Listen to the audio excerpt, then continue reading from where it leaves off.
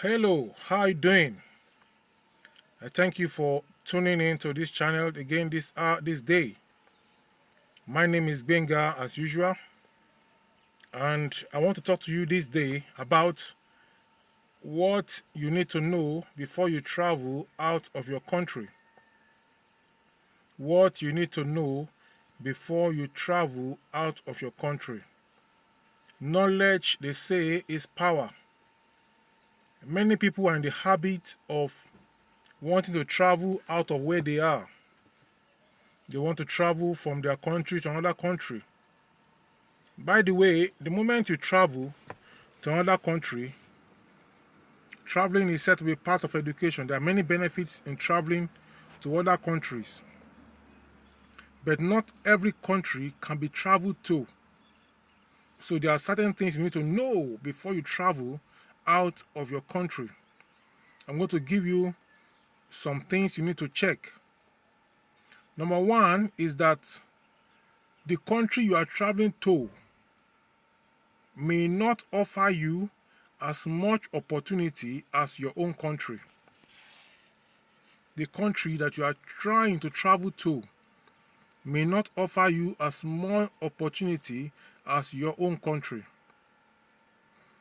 You are looking at your country, that your country is having no opportunity for you, and you think where you are going has more opportunity for you. Think twice and check properly before you leap. Look very well. Number two thing is that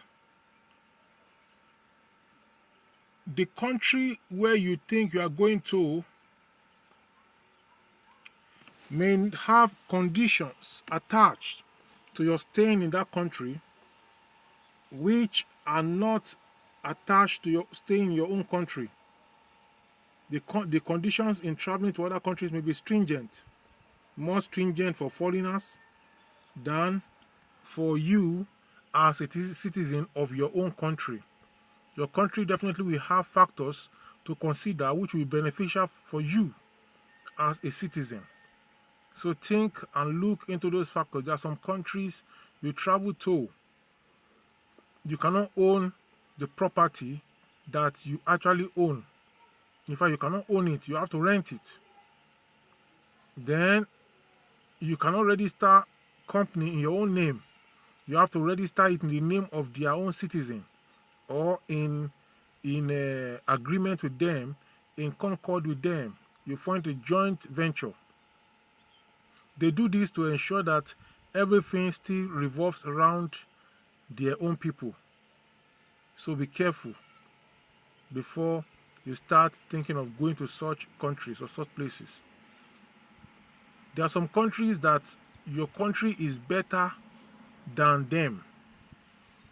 You are better off in your country than going to that particular country. In fact, your country is better than that country. Doing it because their skin is white.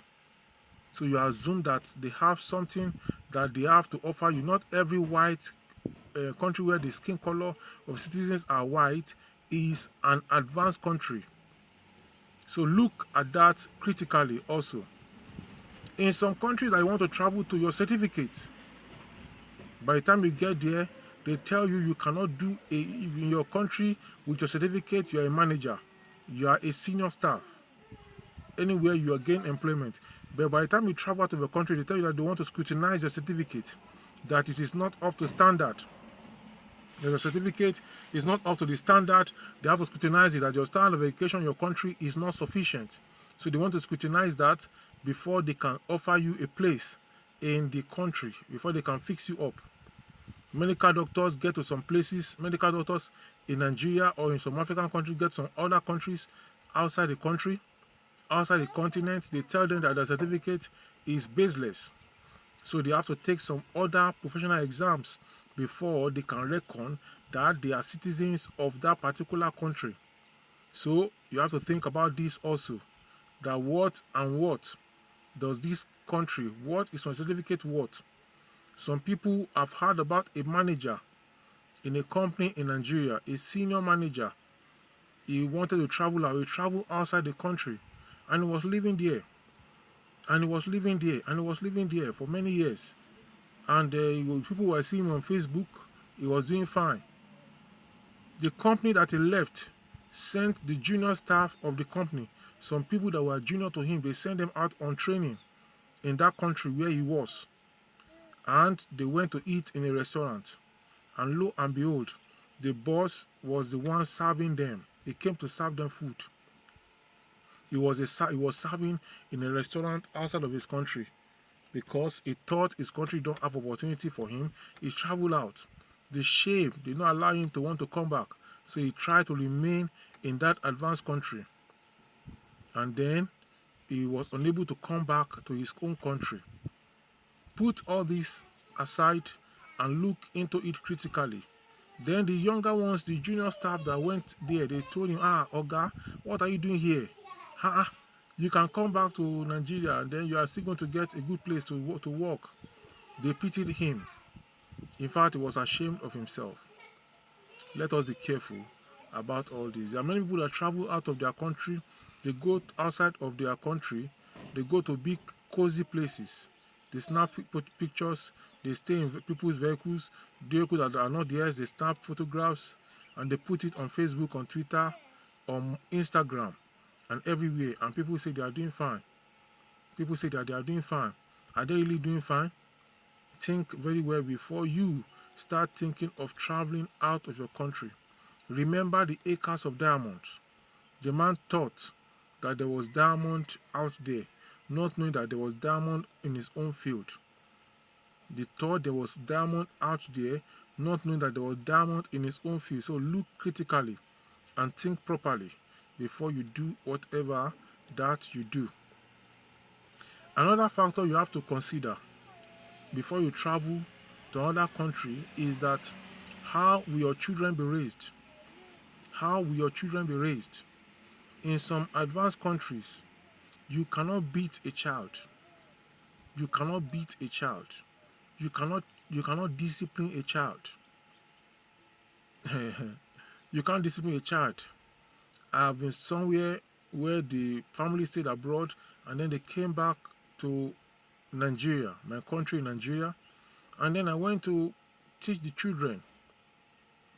Those days I was doing what is called home lesson, and I went to the house of the family to do home lesson, to organize home lesson for them, and I was seated, and the child was running up and down. He would run inside, he would run out, he would run inside, he would run out, he would run inside and run out, and I told him, I'm going to beat you. And I took the pencil, trying to beat him. The boy would take pencil and come and be eating my head. And I'm his teacher. And I was just looking. The elder one, who was in primary 5 or so, she was calm and taking the lesson. But the boy was in about primary 2 or so. He was restless.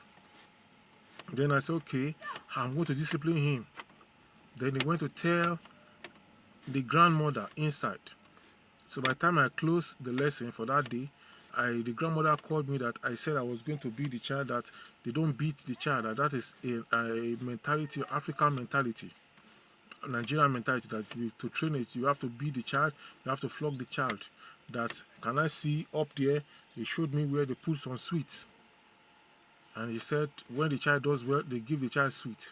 When the child did not do well, they discipline him by not giving him sweet. And I laughed. Well, that is a factor. How will your children be raised? If you travel out and your child misbehaves, can you spank the child and the child will not call the police on you? So by the time your child starts calling the police on you, you know that you cannot train that child.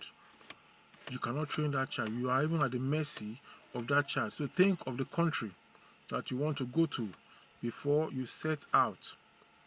The child in some advanced country belongs to the government, does not belong to you. The child belongs to the government. And that's why you give birth to the child, they give you milk.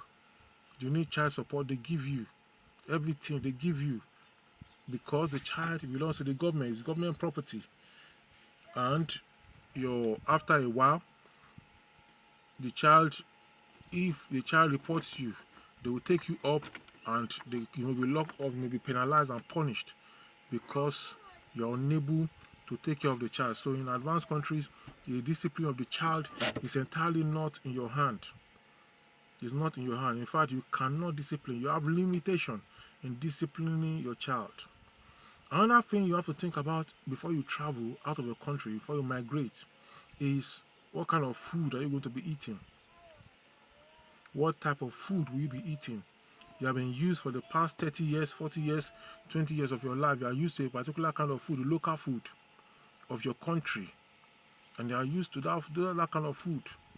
By the time you travel out of your country, you may not be able to get that food the way you are getting it now. You'll be eating other types of food. And if you are going to eat your own kind of food, you may have to travel far. You may need to travel very far away from where you are staying, or you may need to be getting the food stuff and be cooking. Well, that can be an opportunity for you also, because if the kind of food that you are eating is not available where you are in the country you travel to, that means you can be bringing in the food, you can be sending in for the food, and others can be buying from you. But also remember that there may be other people that has more capacity and can compete more than you. So you must think of all these factors before you set out. Also, when you travel out of your country, your kind of clothing that you wear in your country, you may not be able to wear them again. You will start wearing clothes, foreign clothes that are available to you. So if you are going to use your local fabrics, you will have to spend very high amount of money to get your local fabrics. You have to send for it, for somebody to bring it to you, or when you happen to travel, you use it. Before you set out of your country, also think about it.